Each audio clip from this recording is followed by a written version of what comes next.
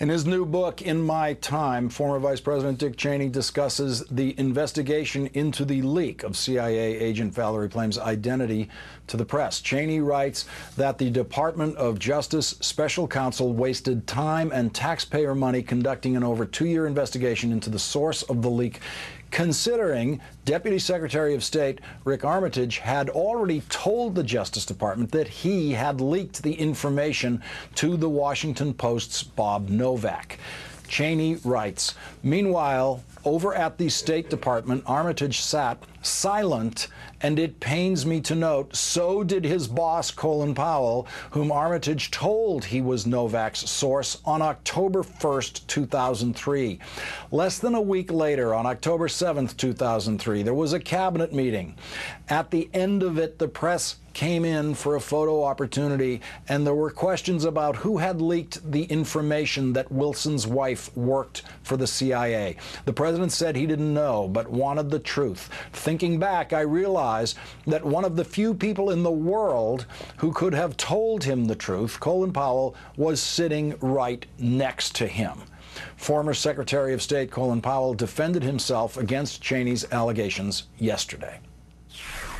But the fact of the matter is, when Mr. Armitage realized that he was the source for Bob Novak's column that caused all the difficulty, and he called me immediately 2 days after the president launched the investigation. And what we did was we called the Justice Department.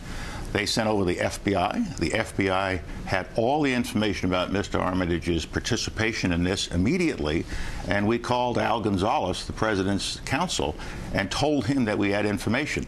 The FBI asked us not to share any of this with anyone else, as did Mr. Gonzalez. And so if the White House operatives had come forward as readily as Mr. Armitage had done, then we wouldn't have gone on for 2 more months with the FBI trying to find out what happened in the White House. There wouldn't have been a special counsel appointed by the Justice Department who spent 2 years trying to get to the bottom of it, and we wouldn't have had the mess that we subsequently had. Rejoining me now, former CIA officer Valerie Plame and her husband, former U.S. Ambassador Joe Wilson. Joe, it sounds like to me that Colin Powell and Armitage followed the proper procedure on this. Well, certainly that's Secretary Powell's explanation, and I think that's probably accurate from everything I've read. Regrettably, the vice president did not, neither did Scooter Libby, who was convicted, I like to remind people, on 4 counts of lying to federal investigators, perjury, and obstruction of justice. As Secretary Powell pointed out, had Vice President Cheney shown a modicum of integrity and had his staff shown a modicum of integrity, there might not have been a need for a special counsel. And indeed, at that time, there may have been a head that would have rolled without Fitzgerald's investigation, and that head might have been Dick Cheney's. Remember what Fitzgerald had to say about Scooter Libby, that he threw sand in the umpire's eyes. And he had this to say about the vice president. After the prosecution, a successful prosecution of Libby, there is a cloud over the vice president. The vice president has deigned not to clear up that cloud. It probably would have been helpful, I think, had he been more direct about his own participation, or had he even bothered to release his sworn deposition that was submitted to the grand jury, or the notes from his meeting with Fitzgerald and the FBI investigator. Valerie, the vice president's line here I find particularly perverse when he says, I realize that one of the few people in the world who could have told him the truth, Colin Powell, was sitting right next to him. He says one of the few people in the world because he knows there were other people in the room who could have told him the truth, specifically the vice president and probably Scooter Libby, who was probably sitting against the wall in one of those staff chairs. And this is that Cheney gloss where just these words try to sneak, he tries to sneak past every one of these points. His confidence is astounding, isn't it? I was particularly offended, however, when by several counts and several days prior to President Obama's inauguration, Vice President Cheney was trying to persuade President Bush to provide a pardon. And he said, "You don't want to leave a soldier on the battlefield," referring to Scooter Libby. Well, you know what? My brother was a wounded Marine in Vietnam. We know something about service in our family. And at a time when we have servicemen and women truly giving the ultimate sacrifice, that he would use such a metaphor to describe his own political maneuverings, I find really deeply distressing.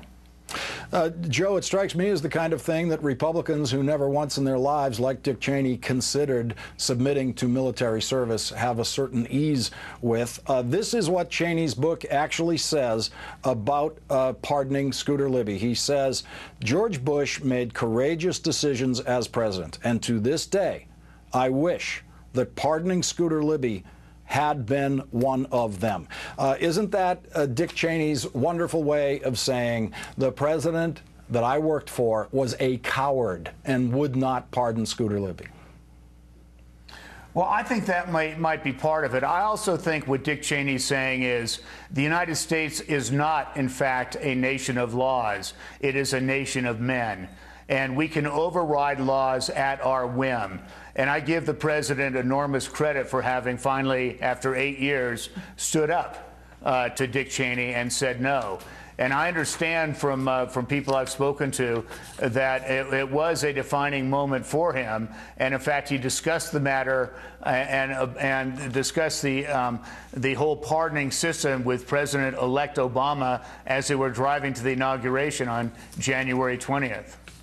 And I would add that I think it seems as though we live in a different America than Dick Cheney. We live in one in which we believe we are a strong enough country and a great enough country that we can investigate wrongs that have happened and where things went off track, that we have strayed from our values. I guess Dick Cheney doesn't believe that because he continues to advocate for things that fly in the face of what this country was founded on, not the least of which is torture, which is by every international convention that the United States has signed it's considered to be a war crime. And you know what the other thing he says about Libby in this book is he says he believed Libby was a competent, intelligent, honorable person, the most competent, intelligent, an honorable person he's ever met. And then he said, "I believe that Scooter was innocent and should never have been indicted, much less convicted." Now, what he's saying is he was innocent of perjury. That perjury was proven by the testimony of Tim Russert. The specifics of how Libby was actually convicted is, again, something that the Cheney won't go near. He just asserts that this man was innocent, ignoring the obvious, certain proof of perjury that the Russert testimony versus the Libby information showed us. And Joe, could you just remind the audience of just how sharp that perjury testimony was?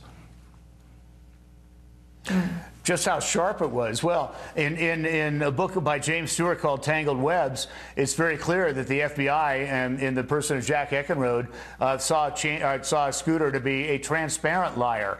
And it's very clear that what Scooter was doing was defending, or was basically taking the hit for Dick Cheney's own decisions to have him go out and leak to Judy Miller and others that Valerie was in fact a covert CIA operative.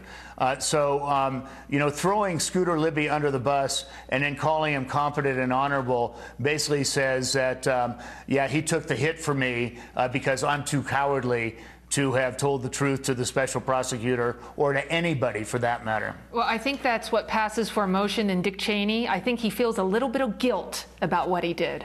Yep. Valerie Plame and Joe Wilson, thank you very much for your time tonight. Thank you, Lawrence. Good to be with you. Thank you.